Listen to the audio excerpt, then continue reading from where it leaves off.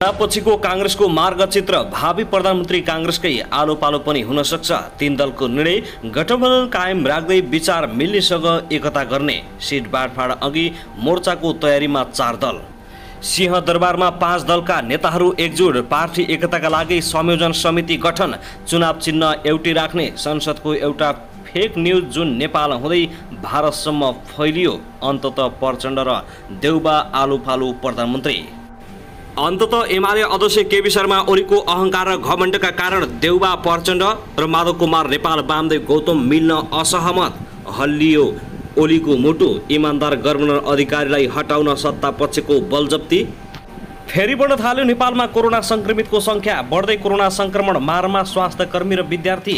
पछिल्लो 24 घण्टामा 567 जनामा कोरोना संक्रमण पुष्टि। थप 1 जनाको मृत्यु। रूपन्देहीमा कोरोना संक्रमण हत्तै बढ्यो। भोलिबाट 1 हप्तासम्म लगातार वर्षा हुने। सचेत रहन आग्रह। बाढी र पहिरोको जोखिम। काठमाडौँ आइपुगे महानगरले खरिद गर्यो 3वटा दमकल। चिकित्सामाथि हातपात भएपछि अस्पतालमा सबै काममा ठप्प। नक्कली सुन देखाएर ठगी गर्न खोज्ने 2 जना प्रहरीको नियन्त्रणमा। दैलेखको दुल्लुमा पानी ट्याङ्कीमा डुबेर 2 बालबालिकाको ज्यान गयो। सन्तोषी माताको मूर्तिमा जडित सुनचाँदीको गहना चोरी गर्ने 3 जनालाई प्रहरीले नियन्त्रणमा लियो। नायक तथा अभिनेता पल शाह कहिले छुट्छन् यसबारे सम्पूर्ण जानकारी। म विरुद्ध नकारात्मक प्रचार प्रसार गरिएकोमा दुःख लागेको छ। नायक भुवन केसी। अनि ट्र्यापका गिरोह प्रहरीको फन्दामा श्रीमान श्रीमती नै संलग्न। ऋण तिर्न ताकेता गरेपछि म्यानेजरको स्कुटरमा पेस्टोल। बलात्कारको आरोप लागेका क्याम्पस प्रमुखलाई प्रहरीले लियो आफ्नो कब्जामा। नेपालमा बढ्दैछ बलात्कारको घटना। गुल्मीमा जबरजस्ती करडी गर्न खोज्ने युवक प्रहरीको नियन्त्रणमा। सशस्त्रको सक्रियता। रौतहटबाट ठूलो परिणाममा गाँजा बरामद। गुल्मीमा मोटरसाइकल दुर्घटना हुँदा 1 जनाको मृत्यु। आफ्नै बाबुले गरे 7 वर्षीय छोरीको बलात्कार। बेनी अस्पतालमा 38 जना स्वास्थ्यकर्मी एकैसाथ बाहिरिए। अस्पतालको सेवा अस्तव्यस्त। मानसिक सन्तुलन गुमाएका व्यक्तिको खुकुरी प्रहारबाट 3 जना गम्भीर घाइते। फोहोर वर्गीकरण गर्न चन्द्रगिरी नगरपालिकाको आग्रह। कोरोनाबाट मृत्यु भएका परिवारलाई 38 लाख रुपियाँ राहत। मृत्यु भइसकेकालाई धमाधम मासु भत्ता, सासु भत्ता। अब यी 5 जिल्लामा पनि भर्न पाइन्छ अनलाइन मतदाता नामावली फारम। माध्यमिक तहको शिक्षक लाइसेन्समा 23,072 जना पास।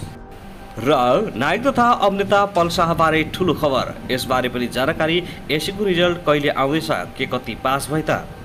सिंहदरबारभित्रको सुशासन। ओल्लो घरले पल्लो घरलाई लेखेको चिठी 2 दिनदेखि बेपत्ता। उता बाढीले गाउने भगायो। के कति क्षति भयो यसबारे जानकारी। अब हेर्नुहोस् पुरा समाचार।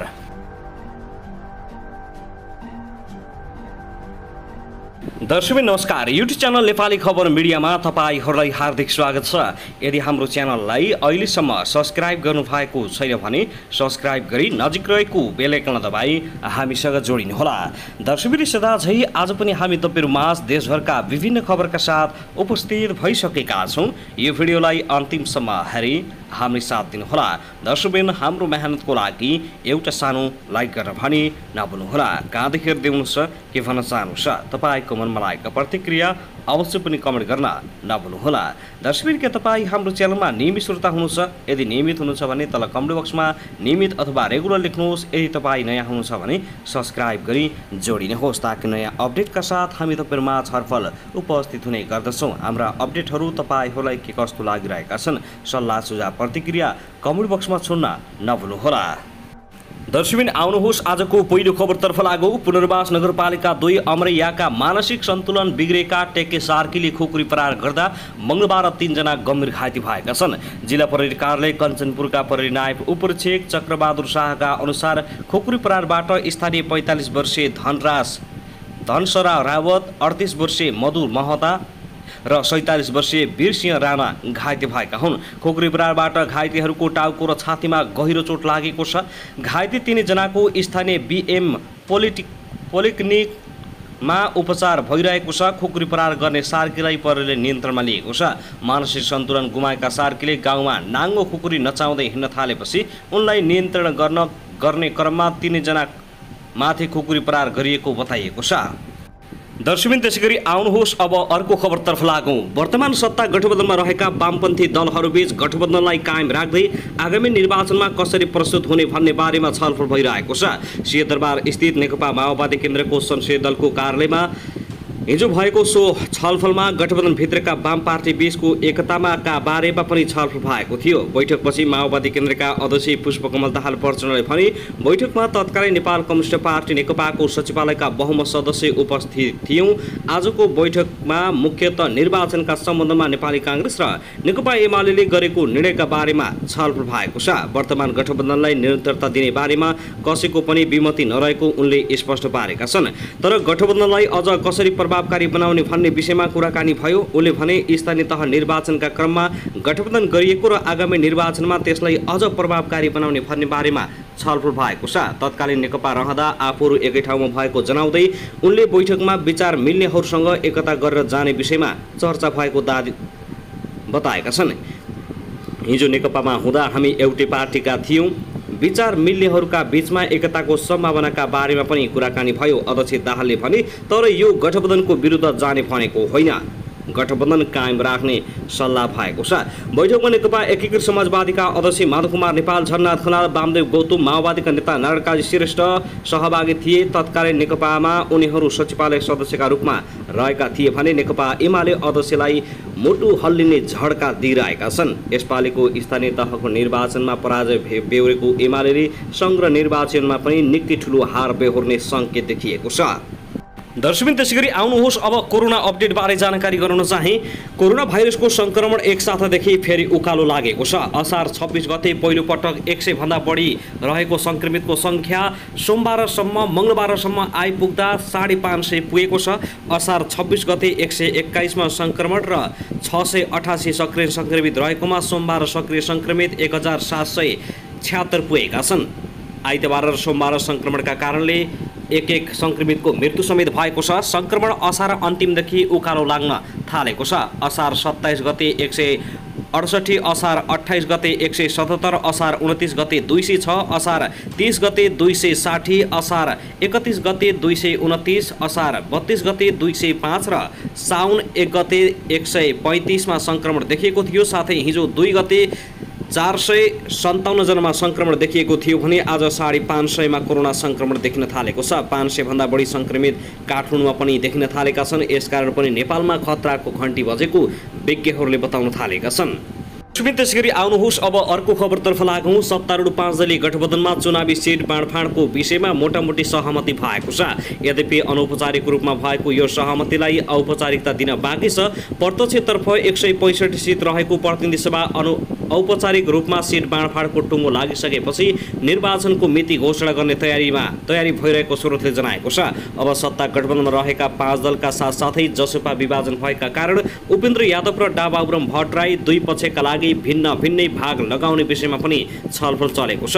जसपा विभाजन भए पनि सत्ता गठबन्धनलाई नै निरन्तरता दिने पक्षमा शीर्ष नेताहरू सकारात्मक भएपछि गठबन्धनका प्रमुख दल नेपाली कांग्रेस र नेकपा माओवादी केन्द्रलाई मिलाएर सँगै लैजानुपर्ने दबाव आइपरेको छ। स्रोतका अनुसार साउन महिनाभित्रै सिटहरूको भागबण्डा टुङ्गाइसक्नुपर्नेमा शीर्ष नेताहरू पहिले नै सहमत भइसकेका थिए। माओवादी केन्द्रका अध्यक्ष पुष्पकमल दाहाल प्रचण्डले पनि दिल्ली जानु अघि नै केन्द्रीय कमिटिको बैठकमा साउन महिनाभित्रै सिटहरूको भागबण्डा मिलाउनु बताएका थिए। भागबण्डा गर्दा 165 निर्वाचन क्षेत्रमध्ये 90 सिट कांग्रेसलाई, 50 सिट माओवादी केन्द्रलाई, बाँकी रहेको 25 सिट अन्य दललाई दिने अनौपचारिक रूपमा सहमति जुटिसकेको छ। तर कांग्रेस एक्लैले 90 सिटको दावी गरिरहँदा माधव कुमार नेपाल नेतृत्वको नेकपा एकीकृत समाजवादी र उपेन्द्र यादव नेतृत्वको जनता समाजवादी पार्टीले असहमति जनाउने सम्भावना उत्तिकै देखिएपछि बालोटारमा खैलाबैला मचिएको छ। यस्तो अवस्था आउँदा कांग्रेसले 8 देखि 10 सिट छाडेर भए पनि 80 सिट आफू लिने, माओवादी केन्द्रलाई 45 सिटमा झार्ने र बाँकी रहेको 40 सिटमा एकीकृत समाजवादीलाई 18, जसपालाई 15 सिट दिने गरी सहमति हुन सक्ने देखिएको छ। डाबाबुराम भट्टराईले नयाँ पार्टी दर्ता गर्दा उनी सहित गएका महेन्द्र राय यादव सहितका नेताहरूलाई 3 देखि 5 सिट र जनमोर्चालाई 1 देखि 2 सिटको भागबण्डा गरेर जान सक्ने स्रोतले बताएको छ। तर गत स्थानीय तहको निर्वाचनमा दलहरूले जितेका स्थानीय तहको आधारमा हिसाब गर्ने हो भने कांग्रेस मर्कामा पर्ने देखिएको छ। गएको स्थानीय तहको निर्वाचनमा गठबन्धनले जितेका स्थानीय तहहरूमा 65.8% काङ्ग्रेस एक्लैले जितेको थियो। दर्शकबिन त्यसैगरी आउनुहोस् अब अर्को खबरतर्फ लागौँ। नेपाल प्रहरीका 34 जना निरीक्षक, इन्सपेक्टर, नायब उपरीक्षक, डिएसपीमा बढुवा सिफारिस भएका छन्। सोमबार बसेको बढुवा समितिको बैठकले उनीहरूलाई बढुवा सिफारिस गरेको हो। बढुवा सिफारिस उनीहरूमा 2067 देखि 2070 साउनसम्म बढुवा भएको विभागीय टोलीले रहेको छ। नेपाल प्रहरीमा जनपद प्रहरी समूहतर्फको प्रहरी नायब उपरीक्षक पद सङ्ख्या 3434 मा बढुवा गर्न मिति 2079 4 महिना 2 गते बसेको बढुवा समितिको बैठकको निर्णय अनुसार देहाई बमोजिमको जनपद प्रहरी समूहतर्फ प्रहरी निरीक्षकहरूलाई सोही समूहतर्फको प्रहरी नायब उपरीक्षक पदमा बढुवाका लागि गरिएको सिफारिस सूची प्रहरी नियमावली 2071 संशोधन सहितको नियम 27 को उपनियम 4 अनुसार सम्बन्धित सबैको जानकारीका लागि प्रकाशित गरिएको छ। दर्शकबिन त्यसैगरी आउनुहोस् अब अर्को खबरतर्फ लागौँ। 13 वर्षीय बालिका बलात्कारको आरोपमा जिल्ला प्रहरी कार्यालय कास्कीले एक युवकलाई नियन्त्रणमा लिएको छ। जिल्ला प्रहरी कार्यालय कास्कीका निमित्त प्रवक्ता प्रहरी निरीक्षक ज्ञानबहादुर खड्काका अनुसार पोखरा महानगरपालिका 13 मा बस्दै आएका 24 वर्षीय खिमबहादुर विकलाई पक्राउ गरिएको हो। विकले ती बालिकालाई गत असार 31 गते राति 10 बजेको समयमा पोखरा महानगरपालिका 5 लवली डाँडामा लगेर बलात्कार गरेको भन्ने सूचनाका आधारमा प्रहरीले उनको खोजी थालेको थियो। जिल्ला प्रहरी कार्यालय कास्कीबाट खटिएको प्रहरी टोलीले असार 32 गते बिहान 3:45 बजे विकलाई नियन्त्रणमा लिएको हो। कास्की जिल्ला अदालतबाट 10 दिनको म्याद थप गरी जबरजस्ती करडी मुद्दामा घटनाको बारेमा अनुसन्धान भइरहेको प्रहरी निरीक्षक खड्काले जानकारी दिएका छन्। दर्शकबिन त्यसैगरी आउनुहोस् अब अर्को खबरतर्फ लागौँ। नेकपा एमालेका नेता भीम रावले नेकपा माओवादी केन्द्रका अध्यक्ष पुष्पकमल दाहाल प्रचण्डको भारत भ्रमणलाई कच्चा कूटनीतिको संज्ञा दिएका छन्। ट्विट गर्दै रावलले प्रचण्डको दिल्ली भ्रमणका क्रममा भारतीय प्रधानमन्त्री नरेन्द्र मोदीसित भेट नभएको प्रसङ्गलाई कच्चा कूटनीतिको संज्ञा दिएका हुन्। झुट नीतिको आशे र दासे पासे गासे प्रवृत्तिबाट देशको कूटनीतिक मुक्त हुनुपर्ने रावलको भनाइ छ। उच्च तहको भ्रमणमा भेटवार्ता र विषयवस्तु पहिले निर्धारण हुने उल्लेख गरेका छन्।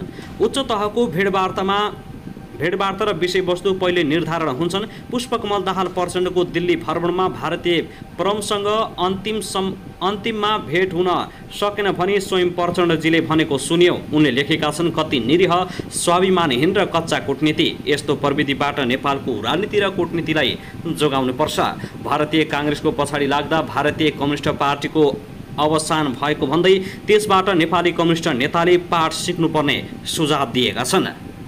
दर्शकबिन त्यसैगरी आउनुहोस् अब अर्को खबरतर्फ लागौँ। काठमाडौँ महानगरपालिकाका प्रमुख बालेन शाहले वडा स्तरीय निरीक्षण अवलोकनलाई निरन्तरता दिएका छन्। यस क्रममा सोमबार मेयर बालेन शाह वडा 1 का विभिन्न स्थानमा पुगेका छन्। भ्रमण अवलोकनका क्रममा वडा अध्यक्ष भरतलाल तण्डुकार, वडा सदस्य सहित स्थानीय सहभागी थिए।